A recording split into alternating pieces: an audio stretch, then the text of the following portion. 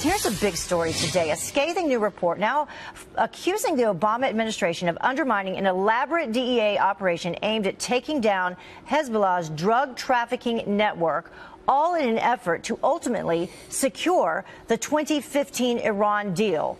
Here now to react is former financial intel analyst for the Treasury Department who worked to publicly designate individual terrorists for the United Nations, Morgan Ortagus. Thank you so much for joining us this morning. Good morning. So to break this down for people, this was called Project Cassandra. And what it did, it allowed the DEA to get evidence that the terrorist group was actually amassing, $1 billion in drugs and weapons. But then when they wanted to do something about it, the brakes were pulled, basically. And according to the report, it wasn't also just the DEA. It was actually over 30 different intel agencies that were a part of the U.S. government and our allies working together on this. So this was a project that spanned over many years of the Obama administration. Remember, Heather, that Hezbollah is an Iranian-backed Shia terrorist organization, and they're wreaking havoc around the world in the Middle East. But just in June of this year, U.S. authorities, federal authorities, arrested Hezbollah agents for looking to potentially attack the United States. So Hezbollah is a terrorist group that has been a menace in the region for a long time, but they're incredibly well funded, not only by the Iranians, but by the fact that they're able to traffic drugs, theft, money laundering all around the world to fill their coffers. So all of this money coming into them, why in the world would the brakes be pulled on all these organizations, not just the DEA? And how would it tie in to the success or failure of the Iran deal? So in the Politico report, it was not just a few disgruntled DEA agents that came forward. The Politico author said that he interviewed dozens of people who were a part of this. So it was very extensive research. And while they didn't offer explicit proof that the Obama administration politically stopped these prosecutions, a former Treasury official, Catherine Bauer, testified before Congress that these prosecutions were slowed down in order to make room for the Iran deal. Now, this isn't the first allegation against the Obama administration that they were doing things to placate the Iranians in order to get the deal through. But this is the first time where we've seen dozens of former federal intelligence analysts coming forward to say this was politically motivated to stop the research that we were doing to stop a terrorist group worldwide. Yeah, a lot of people very upset about this report. We have a statement from Congressman Pittenger. He had this to say. He said, these revelations are shocking and infuriating. While American soldiers were bravely fighting ISIS terrorists, with some paying the ultimate price, the Obama administration reportedly was protecting Hezbollah terrorists who were funding themselves by trafficking illegal drugs. No wonder President Obama couldn't bring himself to call them radical Islamist terrorists. Yeah, and I think the nuance that the congressman doesn't get right is that ISIS is a Sunni group and the Hezbollah is Shia. So these are two very different factions. Hezbollah is fighting in Syria, and so you have hardened Shia, Iranian-backed Hezbollah fighters that are coming off the battlefield that could potentially continue to wreak havoc in the Middle East. They could attack here. And so what does the administration need to do going forward? Ted Cruz also called for congressional investigations in this. I think former CIA Director John Brennan needs to go before Congress and testify because he was part of this bigger with the ultimate result being possibly what? I mean, what can happen now that this has already occurred?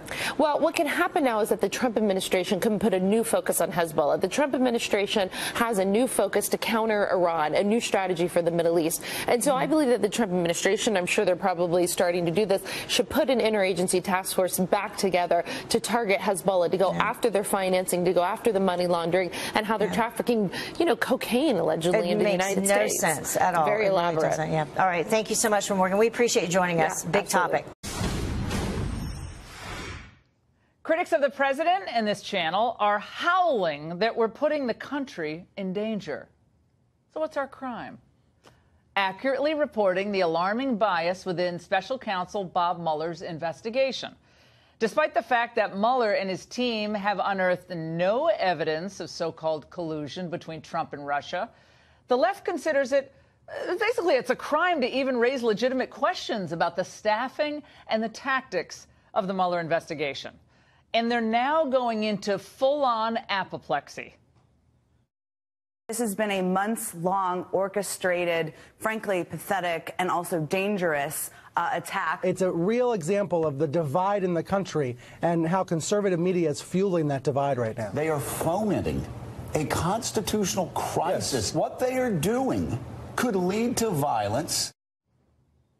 Oh, really, Joe? Come on, even you don't believe that. So let's get this straight. The Democrat smear machine can run 24/7 maligning President Trump. They use innuendo and anonymous leaks. But the special counsel is beyond reproach? They have their billionaires like Tom Steyer launching these absurd impeachment efforts on TV. They have Hollywood infecting their programming with tedious anti-Trump vitriol. And who knows how many congressmen and senators are now demanding the president's resignation. Yet they want us to tone it down? And they want us to, refrain from exposing the rank conflict presented by current members of the Mueller team? People like Jeannie Rhee and Andrew Weissman, we can't mention them? In their warped worldview, you can call for a president who, by the way, oversees the FBI to step aside because of decades-old allegations, but we can't call for the resignation of Deputy FBI Director Andrew McCabe, who's at the heart of this entire mess? Oh, isn't that nifty? It's like heads you win, tails we lose. Nice try. We have every right to report on the abuse of power within any agency of government, a principle Democrats used to favor. Indeed, if anyone has attacked law enforcement unfairly over the years, it's the Democrats and their enablers in the media. Who can forget fanning the flames in St. Louis or Baltimore? This is the same media who denigrated law enforcement officers for years in defense of social justice warriors and false narratives. When we equip police with all these powers and no training, that doesn't just affect one segment of the community. That impacts everybody. Let's make that clear. The city's not burning because of these protesters. The city is burning because the police killed Freddie Gray. I do not trust this. Oh, they're bad, so they must have done something wrong and they deserve what they had coming rationale, which is the same one we hear from the CIA as we hear from police in a case like Michael Brown. Our hearts are out there marching with them. They never challenged the lie of hands up, don't shoot. And remember, they lapped up the false narrative that the police killed Freddie Gray. It was all a crock. It was all done to cast aspersions on police and empathize with certain minority activists. Law enforcement did not get the benefit of the doubt in those cases, and oftentimes that is the case with them. So no, I'm not dissuaded for a nanosecond by their phony claims of shock and dismay over conservatives who have the temerity to challenge Bob Mueller, Jim Comey, and Andrew McCabe. And let's not forget what the president said last week about the rank and file of that very agency of the FBI. When you return home to your local precincts, I want you to deliver a message to your fellow officers. The President of the United States has your back 100%.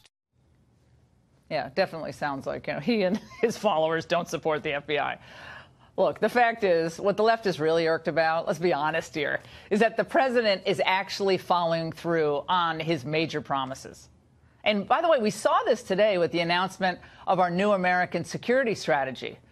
Henceforth, we will use a principled realism to deal with our allies and our adversaries. We see China now for what it is. It's a state-run power aggressively seeking global dominance. We'll work with them when they can, but we have our eyes wide open. Same with Russia. Although, let's face it, they have an economy smaller than France's. It's not quite China. Our approach to the world now will be consistently grounded in our America First ideal. It's a total, complete repudiation of Obama's citizen of the world claptrap that we heard about so often for his 8 years. So no wonder the left is totally unhinged. Soaring economy, tax reform about to pass, confidence high, ISIS smashed, deportations up, foreign policy refocused. And no, we are not tired of winning, but as we do so, we will continue to ask uncomfortable questions at times about Bob Mueller's team or any other part of the government where corruption might lie. It's our job, and that's the angle.